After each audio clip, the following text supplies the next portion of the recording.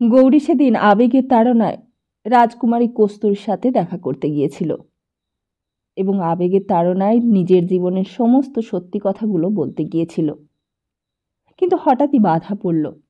আর একটু হলেই দুর্নিবার আবেগের মুখে গৌরী সত্য কথাগুলো প্রকাশ করিয়া ফেলিত। কৃষ্ণার আবির্ভাবে সে থামিয়া গেল। কৃষ্ণা যেন তাহাকে কঠিন বাস্তব জগতে টানিয়া ফিরাইয়া আনিল। সে বাঁ হাতটা একবার চোখের ওপর দিয়া চালাইয়া উঠিয়া দাঁড়াইল। কৃষ্ণা আসিয়া হাসি মুখে বলিল, হ্যাঁ, এইবার বাঁধন ছিঁড়তে হবে। রাত দুপুরের ঘণ্টা অনেকক্ষণ বেজে গেছে। গৌরীর গলার ভেতর যেন একটা কঠিন পিণ্ড আটকাইয়া গিয়াছিল। সে গলা ঝাড়িয়া পরিষ্কার করিয়া বলিল, কাল সকালে আমি শক্তিগড় যাচ্ছি। হয়তো আর। তাহার কথা শেষ না হইতেই কৃষ্ণা বলিয়া উঠিল, শক্তিগড়? কস্তুরীর চোখের জল তখনও শুকায় নাই, কিন্তু তাহারই ভেতর হইতে নিমেষের জন্য কৌতুক মাখানো দৃষ্টি কৃষ্ণার মুখের পানে তুলিল। গৌরী বলিল, শিকারে যাচ্ছি, কবে ফিরব বলতে পারি না, হয়তো। কৃষ্ণা মুখ টিপিয়া বলিল, হয়তো সেখানে কত আশ্চর্য ব্যাপার ঘটতে পারে, যা আপনি কখনো কল্পনাও করেননি। কে জানে। গৌরী কৃষ্ণার মুখের প্রতি অর্থপূর্ণভাবে তাকাইয়া বলিল, তা পারে। আজ তাহলে চললাম। কস্তুরী উঠিয়া দাঁড়াইল। সতৃষ্ণ চোখে তাহার দিকে চাহিয়া গৌরী বলিল, কস্তুরী, চললাম। হয়তো। নৃত্যচঞ্চল চোখে কৃষ্ণা বলিল, হয়তো শক্তিগড় থেকে ফেরবার আগেই আবার দেখা হবে। অত কাতরভাবে বিদায় নেবার দরকার নেই। গৌরী কেবল একটা নিঃশ্বাস ফেলিল। কৃষ্ণা বলিল, চলুন, আপনাকে আমার ডিঙিতে করেই আপনার ঘাটে পৌঁছে দিই।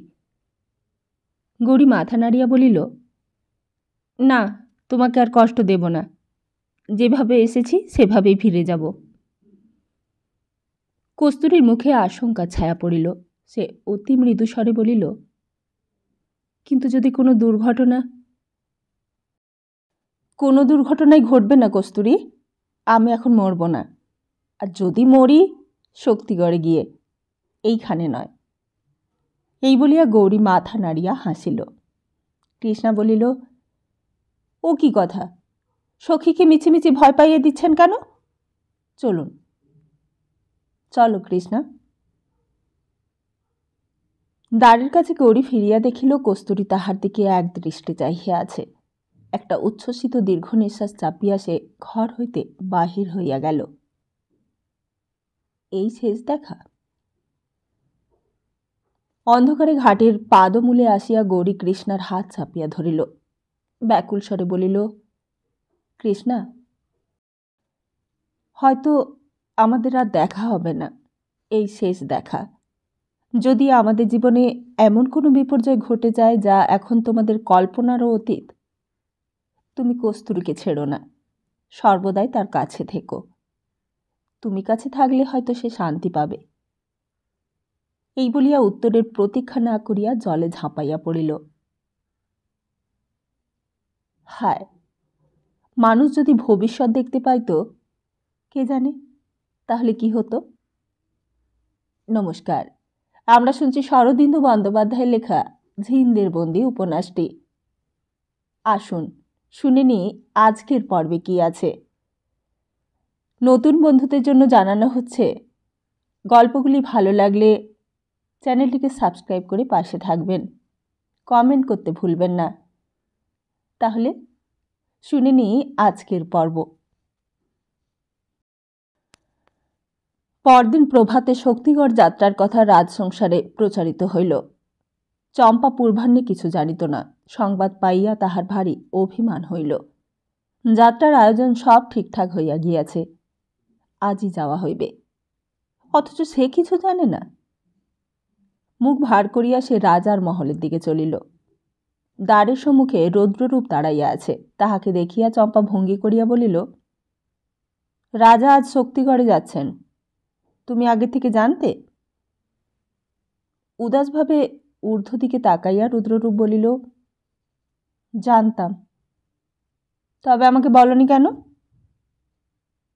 বক্ষ বাহুবদ্ধ করিয়া রুদ্ররূপ জবাব দিল, দরকার মনে করিনি। চম্পা রাগিয়া গিয়া বলিল, দরকার মনে করনি? তোমার কি কোনোদিনও বুদ্ধি হবে না? এখন আমি এত কম সময়ের মধ্যে তৈরি হয়ে নেব কি করে বলো দেখি? রুদ্ররূপ বিস্ময়ে ভ্রু তুলিয়া বলিল, তুমি তৈরি হবে কি জন্যে? অধীরস্বরে চম্পা বলিল, বোকা কোথাকার, রাজার সঙ্গে আমাকে যেতে হবে না? রুদ্ররূপ যেন স্তম্ভিতভাবে বলিল, রাজার সঙ্গে তুমি যাবে? সে আবার কি? পথ ছাড়ো, তোমার সঙ্গে আমি বলতে পারবো না। রুদ্ররূপ রাজার ঘরের দরজা আগলাইয়া দাঁড়াইয়া বলিল, চম্পা, রাজার সঙ্গে তোমার যাওয়া হতে পারে না। চম্পা অবাক হইয়া গেল। কিছুক্ষণ রুদ্ররূপের মুখের পানে তাকাইয়া বলিল, তার মানে রাজা কি কোনো হুকুম জারি করেছেন? না, কিন্তু তোমার যাওয়া চলবে না। কেন চলবে না শুনি? রাজা যে কাজে যাচ্ছেন সেই কাজে অনেক বিপদের সম্ভাবনা। বিপদের সম্ভাবনা? রাজা তো বেড়াতে যাচ্ছেন। আর বিপদের সম্ভাবনা যদি থাকে তবে তো আমি যাবই। আমি না গেলে তার পরিচর্যা কে করবে? চম্পা, জিদ করো না। আমরা বড় ভয়ঙ্কর কাজে যাচ্ছি। মেয়ে মানুষ সঙ্গে থাকলে সব ভেস্তে যাবে। তোমার যাওয়া কিছুতেই হতে পারে না। তোমার হুকুম নাকি? হ্যাঁ, আমার হুকুম। তোমার হুকুম আমি মানি না। তুমি আমার মালিক নও। এই বলিয়া চম্পা সগর্বে রুদ্ররূপকে সরাইয়া ভিতরে প্রবেশের উপক্রম করিল। চম্পা দেও। চম্পা চমকিয়া মুখ তুলিল। এমন দৃঢ়, এত কঠিন স্বর রুদ্ররূপের সে কখনো শোনে নাই। দুইজনে কিছুক্ষণ পরস্পরের পানে চাহিয়া রহিল। তারপর আস্তে আস্তে চম্পার চোখ নত হইয়া পড়িল। ঠোঁট দুইটি ফুলিতে লাগিল।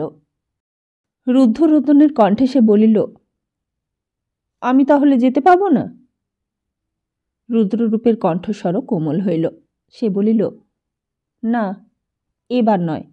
এবার লক্ষ্মী মেয়ের মতো ঘরে থাকো। আমরা শীঘ্রই ফিরে আসব। চম্পা হেডমুখে দাঁড়াইয়া রহিল। হঠাৎ এক মুহূর্তের অবস্থায় সম্পূর্ণ পরিবর্তন হইয়া গিয়াছে। কোন ইন্দ্রজালে এমন হইল? এতদিন চম্পা রুদ্ররূপকে নাকে দড়ি দিয়া ঘুরাইয়াছে, আর আজ? বশীভূতা চম্পা একবার জল ভরা চোখ দুইটি রুদ্ররূপের মুখের পানে তুলিল। দর্প, তেজ, খরসান কথা, আর কিছুই নাই।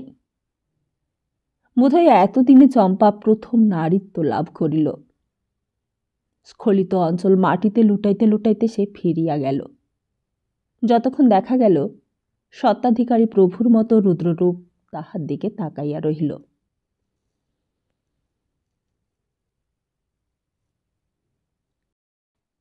সিঙ্গড় হইতে যে প্রাচীন পথ সিধা তীরের মতো শক্তিগড়ের দিকে চলিয়া গিয়াছে, কিস্তা নদীটি চপল গতি সঙ্গীর মতো প্রায় সর্বদাই তারই পাশে পাশে চলিয়াছে।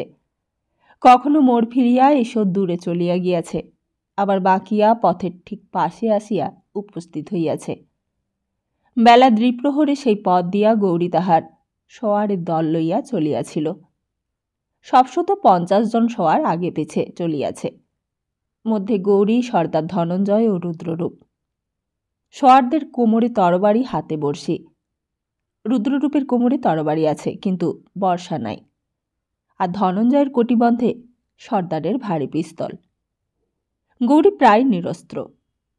তাহার কোমরে কেবল সেই সোনার মুড়যুক্ত ছোড়াটি রহিয়াছে। জিন্দে আসার প্রাক্কালে শিবশঙ্কর যেটি তাহাকে দিয়াছিলেন। ঘোড়াগুলি মন্থর কদম চালে চলিয়াছে।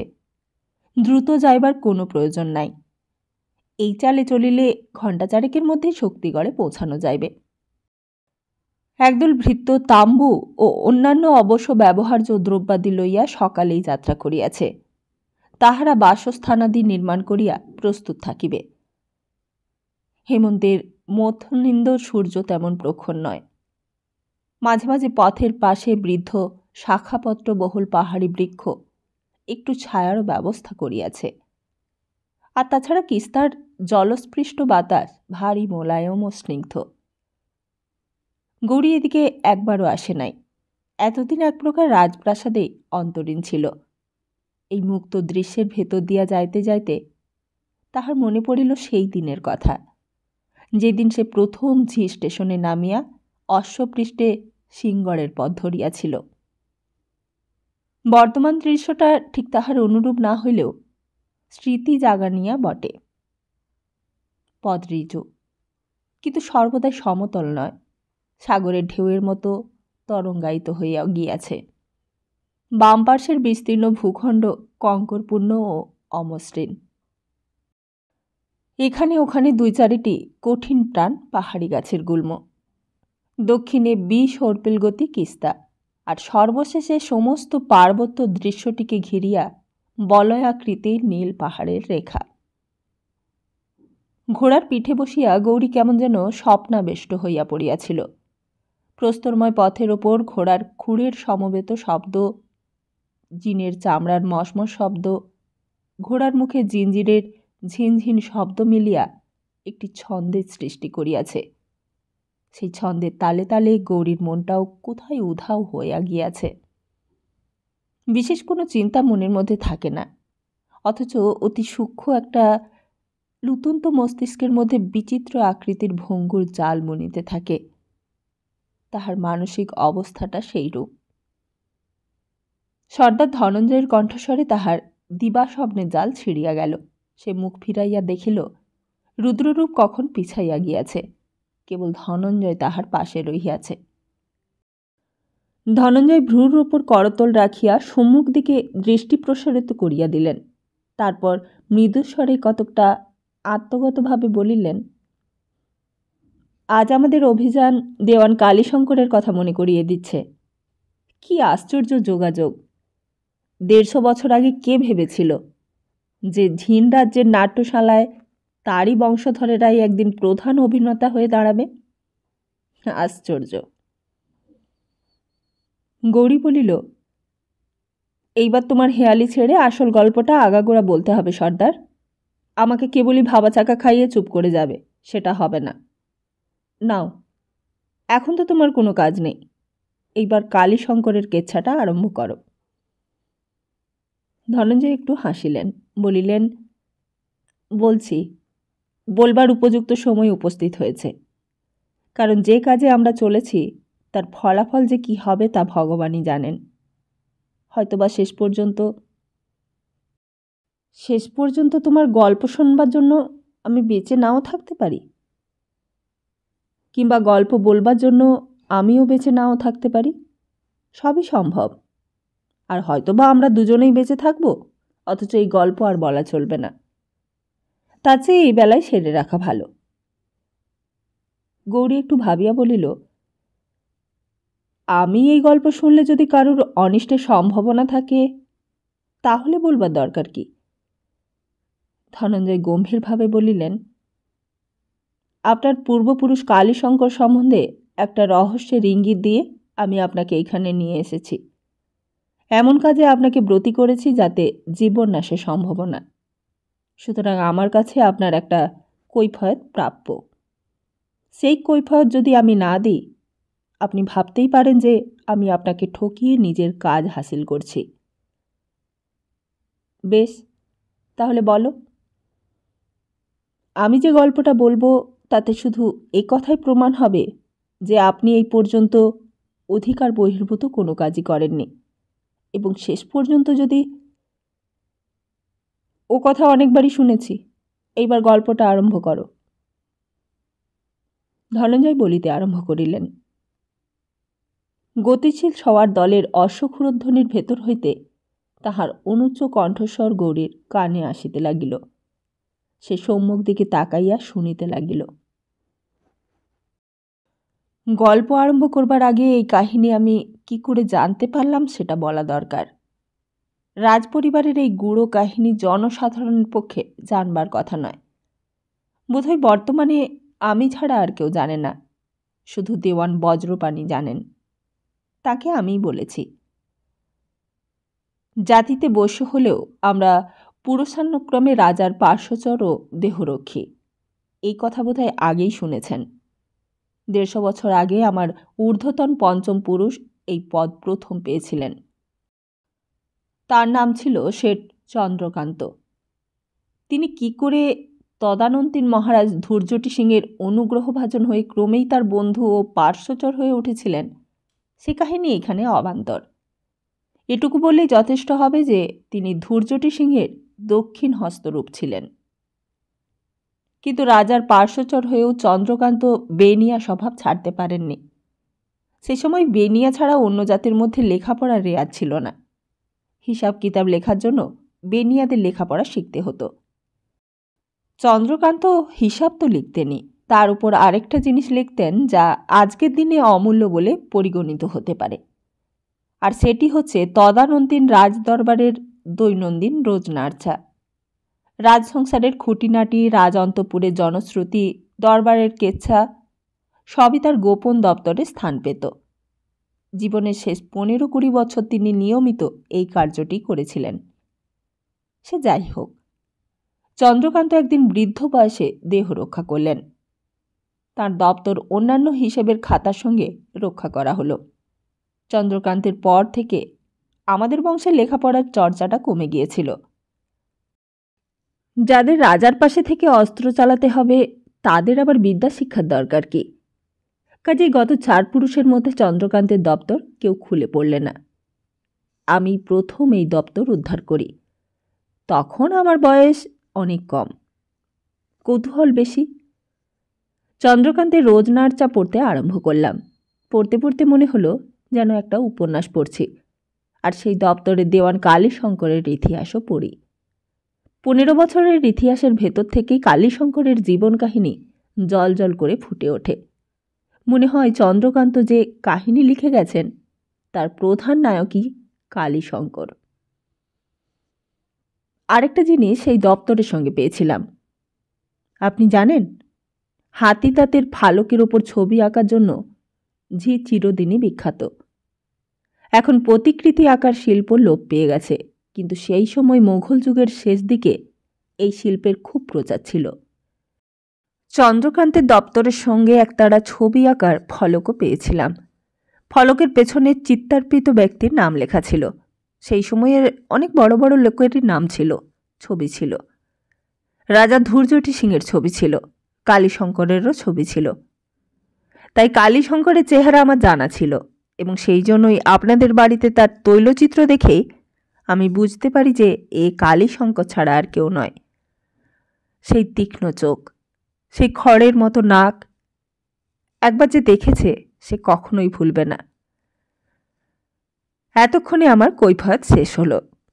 এইবার গল্পটা শুনুন। গল্পটা রোজনাচার 1500 পাতার মধ্যে ছড়ানো আছে। আমি যথাসম্ভব সংকুচিত করে বলছি। ধনঞ্জয় কিছুক্ষণ চুপ করিয়া বোধ করি গল্পটা মনে মনে গুছাইয়া লইলেন। তারপর আবার বলতে আরম্ভ করলেন। দপ্তরের 2য় বছরের কালীশঙ্করের নাম প্রথম পাওয়া যায়।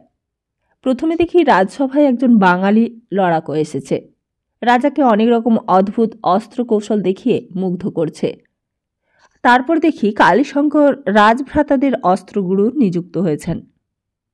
রাজা তখন বয়সে তরুণ, বংশধর জন্মগ্রহণ করেনি।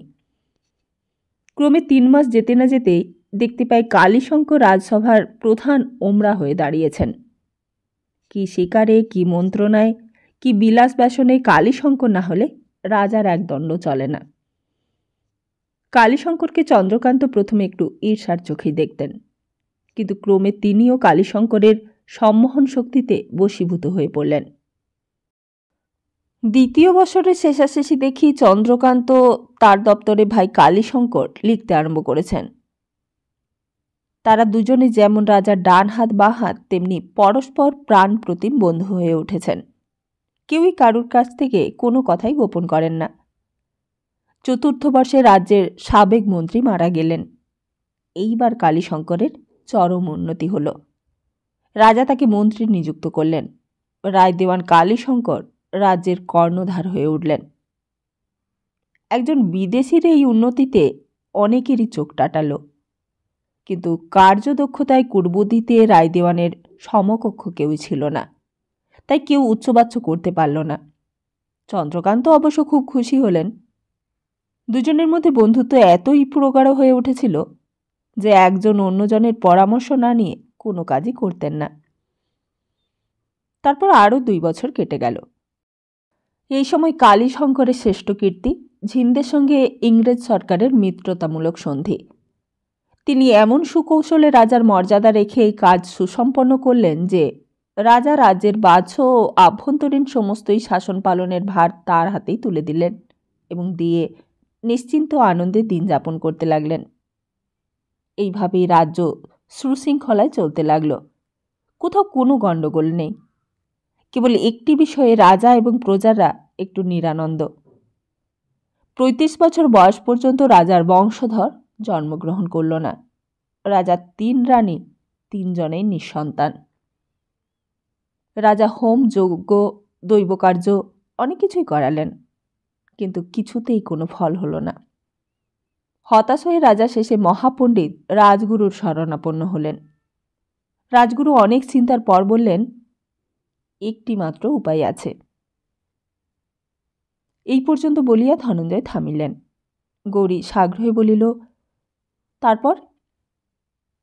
আরও কিছুক্ষণ নীরবে থাকিয়া ধনঞ্জয় বলিলেন, প্রাচীনকালে নিয়োগ প্রথা বলে একটা জিনিস ছিল, জানেন? স্তম্ভিত হইয়া গৌরী বলিল, জানি। ধনঞ্জয় বলিতে লাগিলেন, ঝিন্দে পোষ্যপুত্র গ্রহণের বিধি নেই, কিন্তু অবস্থা বিশেষে নিয়োগ প্রথা আবহমানকাল থেকেই চলে আসছে। রাজবংশেই প্রায় 200 বছর আগে ওই রকম ব্যাপার করতে হয়েছিল। গুরু নজির দেখিয়ে রাজাকে সেই পদ অবলম্বন করতে উপদেশ দিলেন। ব্যাপারটা বোধহয় এবার বুঝতে পারছেন। অস্পষ্ট স্বরে গৌরী বলল, কালীশঙ্কর?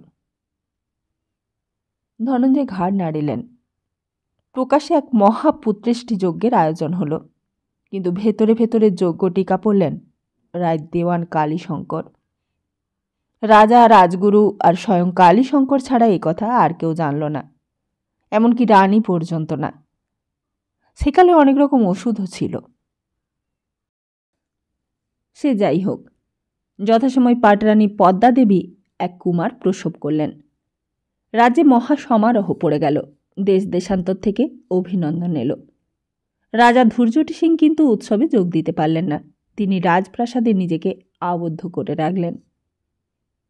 ক্রমে যতই দিন যেতে লাগল, রাজার মুখ ততই অন্ধকার হতে লাগল। একটা অসূয়া মিশ্রিত অবসাদের ভাব তার প্রসন্ন চিত্রকে গ্রাস করে নিলে। সর্বদাই ভ্রুকুটি করে থাকেন। সবাই হাসি মস্করার প্রসঙ্গ উঠলে ক্রুব্ধ সন্দিগ্ধ হয়ে ওঠেন। রাজকুমারের বয়স বাড়তে লাগল, কিন্তু রাজা কুমারকে স্পর্শও করেন না। ঘৃণাভরে তাকে নিজের সম্মুখ থেকে সরিয়ে দেন। আর ওদিকে কালীশঙ্করের সঙ্গে তার সম্বন্ধ এমন হয়ে দাঁড়ালো যে সাধারণের দৃষ্টি আকর্ষণ করতে লাগল। আগে মুহূর্তের জন্য কেউ কাউকে ছেড়ে থাকতে পারতেন না, আর এখন কেবল রাজকার্য ব্যাপদেশে দেখা হয়। যে 2-4টে কথা হয় তাও রাজকীয় ব্যাপার সংক্রান্ত। বয়সের সম্পর্ক ক্রমেই লুপ্ত হয়ে গেল। এইভাবেই দিন কাটতে লাগল। রাজকুমার হরগৌরী সিং বড় হয়ে উঠতে লাগলেন। কুমারের বয়স যখন 5 বছর, তখন থেকে রাজসভায় কানাঘুষো আরম্ভ হল।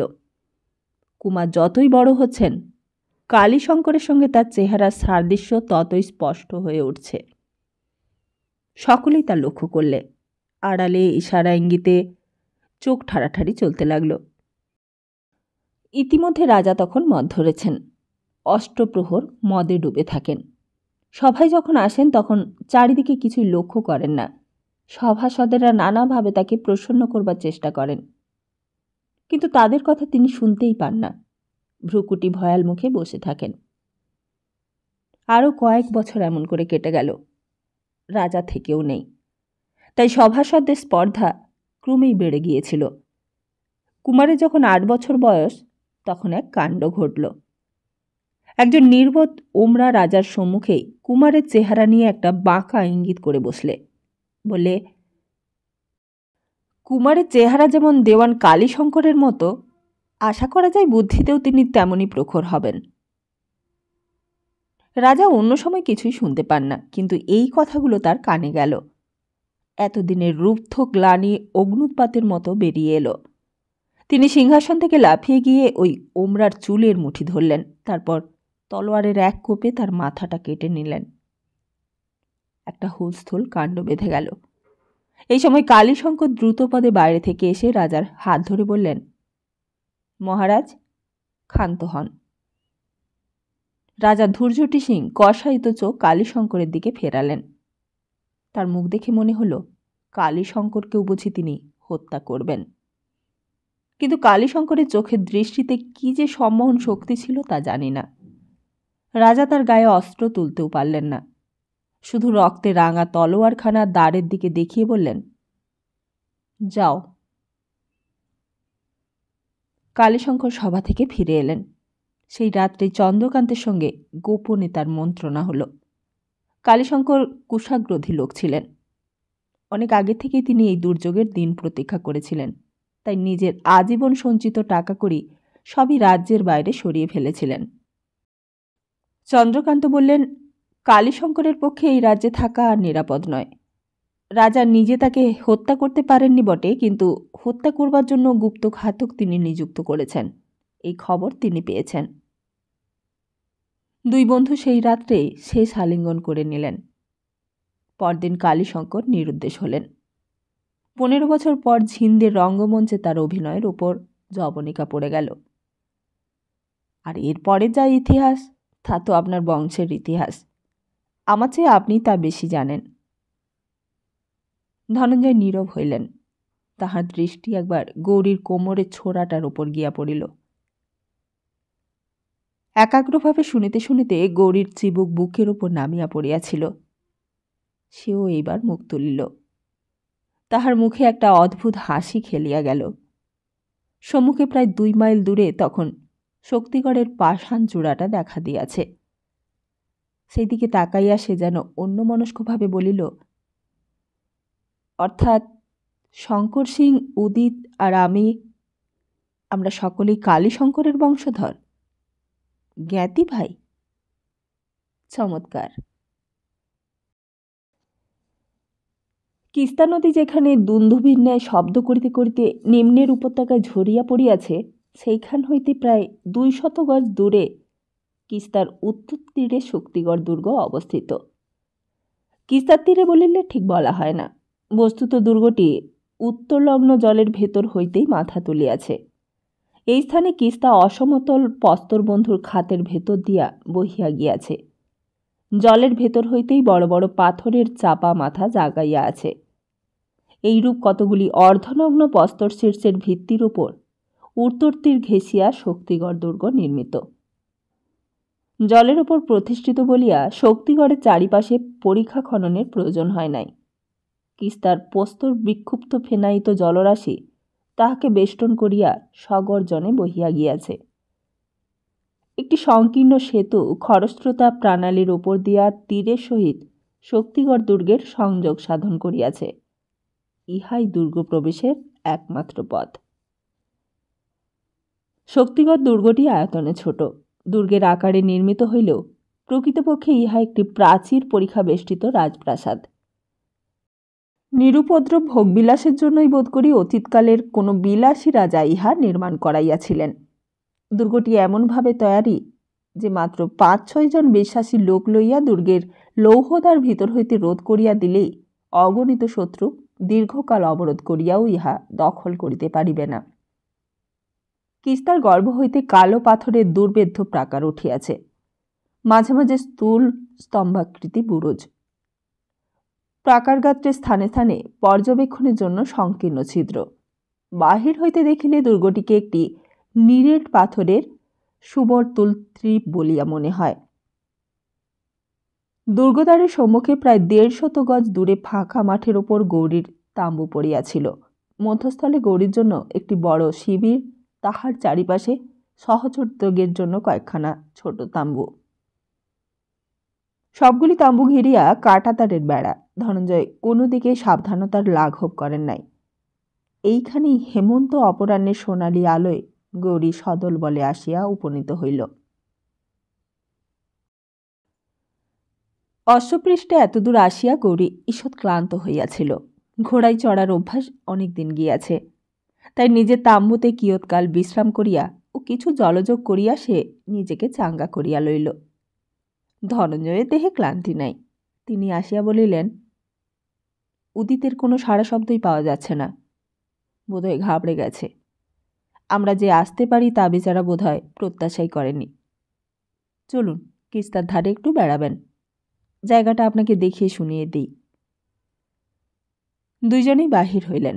রুদ্ররূপ তাহাদের সঙ্গে রহিল।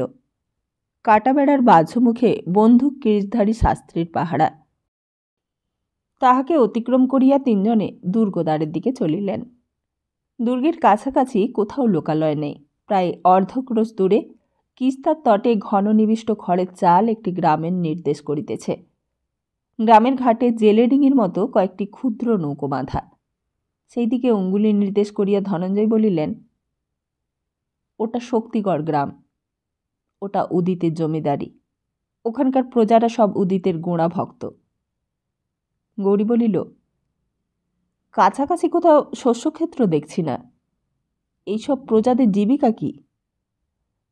প্রধানত মাছ ধরাই ওদের ব্যবসা। এই অঞ্চলে যা কি জোয়ার পর্যন্ত জন্মায় না, তাছাড়া কুটির শিল্প আছে। ওরা খুব ভালো জহুরির কাজ করতে পারে। গৌরী দুর্গের দিকে দৃষ্টি ফিরাইল। দুর্গের সিং দরজা তো বন্ধ দেখছি। কোথাও জনমানবের চিহ্ন আছে বলে তো মনে হচ্ছে না। ব্যাপার কি? কেউ নেই নাকি? ধনঞ্জয় হাসিয়া বলিলেন, আছে বই কি, তবে বেশি লোক নেই। গুটি ৫-৬ বিশ্বাসী অনুচর আছে। কিন্তু আপনি অত কাছে যাবেন না। প্রাকারের গায়ে সরু সরু ফুটো দেখতে পাচ্ছেন? ওর ভেতর থেকে হঠাৎ বন্দুকের গুলি বেরিয়ে আসা অসম্ভব নয়। পাল্লার বাইরে থাকাটাই ভালো। দুর্গের এলাকা সাবধানে অতিক্রম করিয়া পশ্চিম দিকে খানিক দূরে গিয়া তাহারা কিস্তার পাড়ে দাঁড়াইলেন। কিস্তার জলে অস্তমান সূর্যের রাঙা ছোপ লাগিয়াছে। শক্তিগড়ের নিকোষ কৃষ্ণদেহ যেন কুমকুমের প্রলেপ মাখাইয়া দিয়াছে। গৌরীর মনে পড়িল প্রহ্লাদের চিঠির কথা। এইদিকে প্রাকার গাত্রে কোথাও একটি ক্ষুদ্র গবাক্ষ আছে।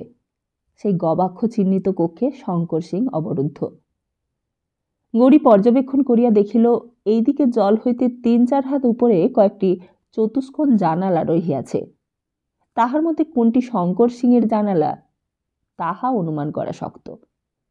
জানালাগুলির নিম্নে ক্ষুব্ধ জলরাশি আবর্তিত হইয়া বহিয়া গিয়াছে। নিম্নে নিমজ্জিত পাথর আছে।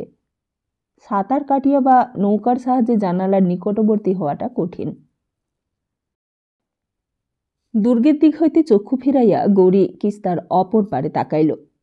এতক্ষণ সে লক্ষ্য করে নাই, নদীর অপর পারে দুর্গের প্রায় সমান্তরালে একটি বেশ বড় বাগান বাড়ি রহিয়াছে।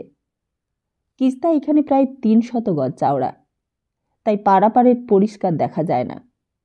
তবুও একটি উপবন বেষ্টিত প্রাসাদ সহজেই চোখে পড়ে। বাগানের প্রান্তে একটি বাঁধানো ঘাটও কিস্তার জলে ধাপে ধাপে অবগাহন করিতেছে। এই বাগান ও বাড়িতে বহু লোকের চলাচল দেখিয়া মনে হয় যেন ওই বিজন প্রান্তে কোনো উৎসবের আয়োজন চলিতেছে। গৌরী বলিল, একটা বাগান বাড়ি দেখছি, ওটাও কি উদিতের নাকি? ধনঞ্জয় বলিলেন, না, নদীর ওপারে উদিতের সম্পত্তি কি করে হবে? ওটা ঝড়োয়া রাজ্যের অন্তর্গত। বাগান বাড়িটা ঝড়োয়ার বিখ্যাত সর্দার অধিক্রম সিংয়ের সম্পত্তি। ওদিকটা সবই প্রায় তারই জমিদারি। তারপর চোখের ওপর করতল রাখিয়া কিছুক্ষণ সেই দিকে দৃষ্টিপাত করিয়া বলিলেন,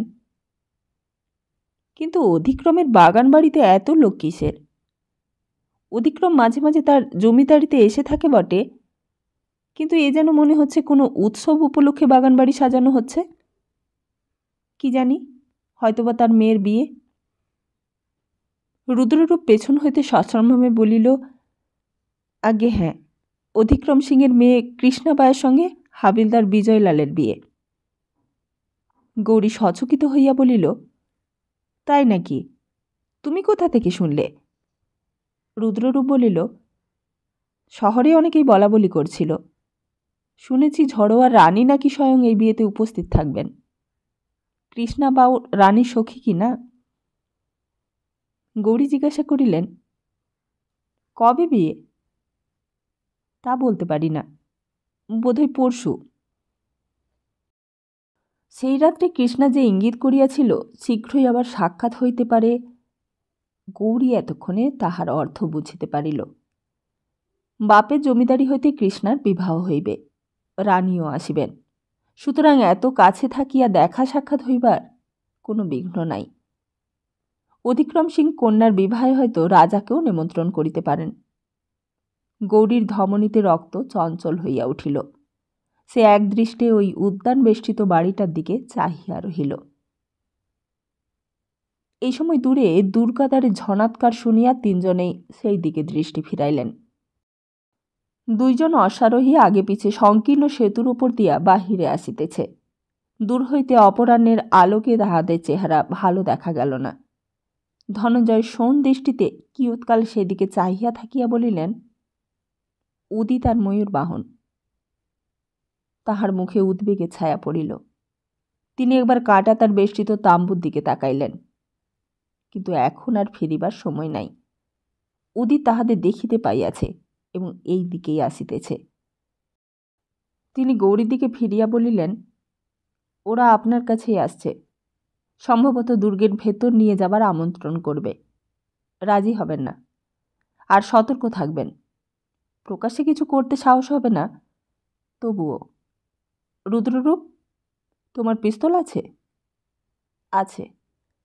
বেশ, তৈরি থাকো। বিশেষভাবে ময়ূরবাহনটার দিকে লক্ষ্য রেখো। এই বলিয়া তিনি গৌরীর পাশ হইতে কয়েক পা সরিয়া দাঁড়াইলেন। রুদ্ররূপও পিছু হটিয়া কিছু দূরে সরিয়া গেল। দুইজনে এমনভাবে দাঁড়াইলেন যাহাতে উদিত ও ময়ূরবাহন আসিয়া গৌরীর সম্মুখে দাঁড়াইলে তাহারা দুই পাশে থাকিয়া তাহাদের ওপর নজর রাখিতে পারেন। উদিত ও ময়ূরবাহন ঘোড়া ছোটাইয়া গৌরীর 2 গজের মধ্যে আসিয়া ঘোড়া থামাইল। তারপর ঘোড়া হইতে নামিয়া যুক্তকর কপালে ঠেকাইয়া অবনত শিরে গৌরীকে অভিবাদন করিল। ধনঞ্জয় তাহা দেখিয়া মনে মনে বলিলেন, ভক্তি কিছু বেশি দেখছি। বাহ্য ব্যবহারে সসম্ভ্রম প্রকাশ পাইলেও উদিতের মুখের ভাবে কিন্তু বিশেষ প্রসন্নতা লক্ষ্যগোচর হইল না। সে যেন নিতান্তই গরজের খাতিরে বাধ্য হইয়া অযোগ্য ব্যক্তিকে সম্মান দেখাইতেছে। বস্তুত তাহার চোখের দৃষ্টিতে বিদ্রোহপূর্ণ অসহিষ্ণুতার আগুন চাপা রহিয়াছে, তাহা দেখিলেই বোঝা যায়। ময়ূরবাহনের মুখের ভাব কিন্তু অতি প্রসন্ন।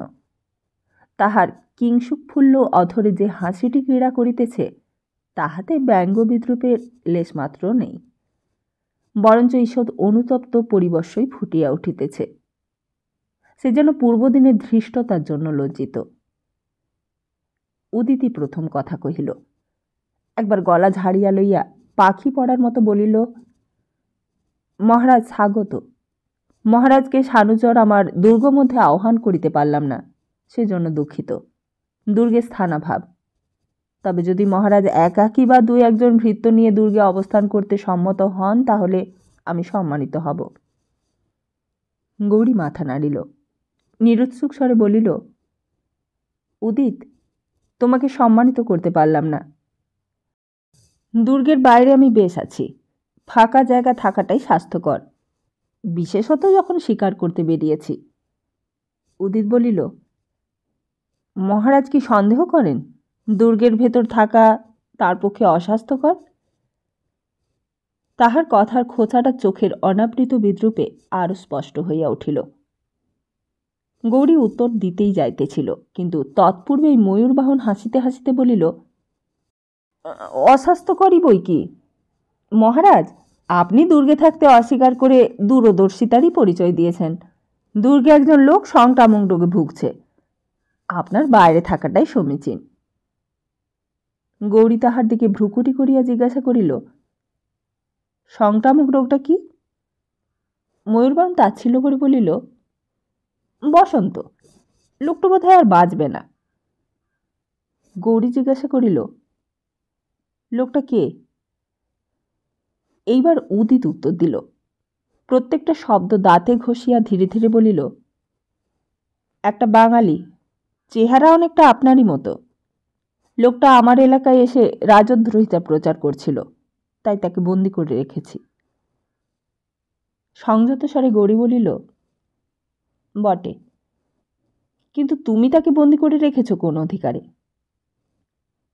ঈষৎ বিস্ময়ে ভ্রু তুলিয়া উদিত বলিল, আমার সীমানার মধ্যে আমার দণ্ডমুণ্ডের অধিকার আছে এ কথা কি মহারাজ জানেন না? গৌরী পলকে নিজেকে সামলাইয়া লইলেন। অবজ্ঞাভরে বলিল, শুনেছি বটে, কিন্তু সেই লোকটা যদি রাজদ্রোহ প্রচার করে থাকে তাহলে তাকে রাজসকাশে পাঠানোটাই উচিত ছিল। তার অপরাধের বিচার আমি করব। উদিত, তুমি অবিলম্বে এই বিদ্রোহীকে আমার কাছে পাঠিয়ে দিও। উদিত অধর দংশন করিল। কুটিল বাক্য হানাহানিতে সে পটু নয়, তাই নিজের কথার জালে নিজেই জড়াইয়া পড়িয়াছে। সে ক্রুদ্ধ চোখে চাহিয়া একটা রূঢ় উত্তর দিতেই যাইতেছিল, ময়ূরবাহন মাঝে পড়িয়া তাহা নিবারণ করিল। প্রফুল্লস্বরে বলিল, মহারাজ ন্যায্য কথাই বলেছেন, কুমার উদিতেরও তাই ইচ্ছা ছিল, কিন্তু লোকটা হঠাৎ রোগে পড়ায় তা আর সম্ভব হয়নি। তার অবস্থা ভালো নয়, হয়তোবা আজ রাত্রেই মরে যাবে। এইরকম অবস্থাতে তাকে মহারাজের কাছে পাঠানো নিতান্তই নৃশংসতা হবে। তবে যদি সে বেঁচে যায় তাহলে কুমার উদিত নিশ্চয়ই তাকে বিচারের জন্য মহারাজের হুজুরে হাজির করবেন, কিন্তু বাঁচার সম্ভাবনা তার খুবই কম। গৌরী আকাশের দিকে চোখ তুলিয়া যেন ভাবিতে ভাবিতে বলিল, লোকটা যদি মারা যায় তাহলে কিন্তু বড় অন্যায় হবে। মৃত্যু বড় সংক্রামক রোগ, দুর্গের অন্য অধিবাসীদেরও আক্রমণ করতে পারে। একটা অকৃত্রিম হাসিতে ময়ূরবাহনের মুখ ভরিয়া গেল। এই নিগুড় বাগযুদ্ধ সে পরম কৌতুকে উপভোগ করিতেছিল। এখন সপ্রশংস নেত্রে গৌরীর মুখ পানে চাহিল। উদিত কিন্তু আর অসহিষ্ণুতা দমন করিতে পারিল না। ঈষৎ কর্কশ্বরে বলিয়া উঠিল, ও কথা এখন থাক। মহারাজকে দুর্গে নিমন্ত্রণ করলাম, তিনি যদি সম্মত না হন, তাঁবুতে থাকায় বেশি স্বাস্থ্যকর বলে মনে করেন, সেটা তারই অভিরুচি। এই বলিয়া অশ্বে আহরণ করিতে উদ্যত হইল। ময়ূরবাহন মৃদুস্বরে তাহাকে স্মরণ করাইয়া দিল শিকারের কথাটা। উদিত ফিরিয়া বলিল, হ্যাঁ, মৃগয়ার সব আয়োজন করেছি। আমার জঙ্গলে বরাহ হরিণ পাওয়া যায় জানেন বোধহয়। যদি ইচ্ছে করেন কাল সকালেই শিকারে বেরোনো যেতে পারে। গৌরী বলিল, বেশ, কাল সকালেই বেরোনো যাবে। উদিত লাফাইয়া ঘোড়ার পিঠে চড়িয়া বসিল। তারপর ঘোড়ার মুখ ফিরাইয়া অবাজ্ঞা ভরে একটা নমস্তে বলিয়া ঘোড়া ছুটাইয়া দিল। ময়ূরবাহন তখনও ঘোড়ায় চড়ে নাই। উদিত দূরে চলিয়া গেলে ময়ূরবাহন রেখাপে পা দিয়া অনুচ্চ স্বরে বলিল, আপনার সঙ্গে আমার একটা গোপনীয় কথা আছে। কথাগুলো সে এত নিম্নকণ্ঠে বলিল যে অদূরস্থ ধনঞ্জয়ও তাহা শুনিতে পাইলেন না। গৌরী সপ্রশ্ন নেত্রে চাহিল। ময়ূরবাহন পূর্ববৎ বলিল, এখন নয়, আজ রাত্রে আমি আসব।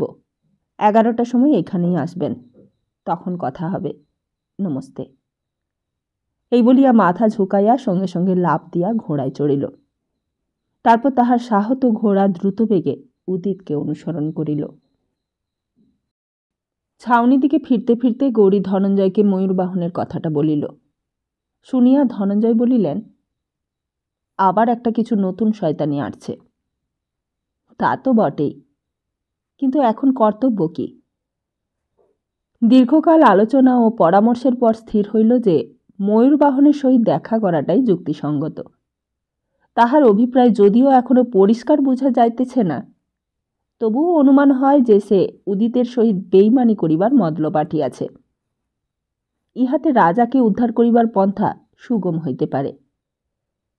গৌরী যদিও বা ময়ূরবাহনের সহিত কোনো প্রকারই সম্বন্ধ রাখিতে অনিচ্ছুক ছিল, তথাপি নিজেদের মূল উদ্দেশ্য স্মরণ করিয়া ব্যক্তিগত ঘৃণা ও বিদ্বেষ দমন করিয়া রাখিল। কর্তব্য স্থির করিয়া ধনঞ্জয় অন্য প্রকার আয়োজনে প্রবৃত্ত হইলেন। দুইজন গুপ্তচর দুর্গের সেতু মুখে লুক্কায়িত করিয়া রাখিলেন। যাহাতে ময়ূরবাহন একাকী আসিতেছে কিনা পূর্বায় জানিতে পারা যায়। এমনও হইতে পারে যে কুচক্রী উদিত গৌরীকে হঠাৎ লোপাট করিয়া দুর্গে লইয়া যাইবার এক নতুন ফন্দি বাহির করিয়াছে। উদিত ময়ূরবাহনের পক্ষে অসাধ্য কিছুই নাই। রাত্রি 11টার সময় চর আসিয়া খবর দিল যে ময়ূরবাহন একাকীই আসিতেছে। তখন গৌরী, রুদ্ররূপ ও ধনঞ্জয় তাস্তু হইতে বাহির হইলেন। অন্ধকার রাত্রি নক্ষত্রের সম্মিলিত আলোয় এই অন্ধকারকে ঈষৎ তরল করিয়াছে মাত্র। নির্দিষ্ট স্থানে গিয়া তিনজনে দাঁড়াইলেন। অদূরে কিস্তা কলধ্বনি করিতেছে। দুর্গের কৃষ্ণ অবয়ব একচাপ কঠিন প্রস্তরীভূত অন্ধকারের মতো আকাশের একটা দিক আড়াল করিয়া রাখিয়াছে। দুর্গের পাদমূলে কেবল আলোকের একটা বিন্দু দেখা যাইতেছে। হয়তো উহাই শঙ্কর সিংয়ের গবাক্ষ।